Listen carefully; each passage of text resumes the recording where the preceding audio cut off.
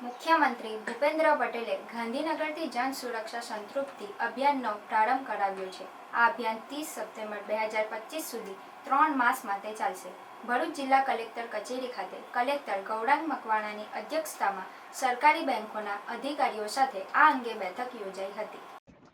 આ બેઠકમાં નાણાકીય યોજનાઓના લાભ અને તેના ઉદ્દેશ્યની વિસ્તૃત ચર્ચા કરાઈ હતી.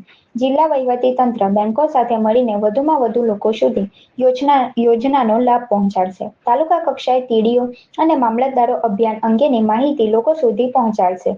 ભરૂચ જિલ્લાના તમામ ગામોમાં જાગૃતિ અને લાભાર્થી સંતૃપ્તિ કેમ્પનું આયોજન કરાયું છે. બેંક પ્રતિનિધિઓ ગામ કક્ષાએ જઈને રી-કેવાયસી કરશે, નવા બેંક ખાતા ખોલશે અને જન સુરક્ષા યોજનાઓથી લોકોને સુરક્ષા આપશે. અભિયાન હેઠળ અટલ પેન્શન યોજના, પ્રધાનમંત્રી સુરક્ષા વીમા યોજના અને પ્રધાનમંત્રી જીવન જ્યોતિ વીમા યોજનાનો લાભ આપવામાં આવશે. લોકોને ડિજિટલ છેતરપિંડીથી બચવાની માહિતી પણ આપવામાં આવશે. બેઠકમાં જિલ્લા વિકાસ અધિકારી યોગેશ કાપસે, પ્રયોજનોના વહીવટદાર, તાલુકા નોડલ અધિકારીઓ, લીડ જિલ્લા મેનેજર, વિવિધ બેંક મેનેજરો, મામલતદારો અને ટીડીઓ હાજર રહ્યા હતા.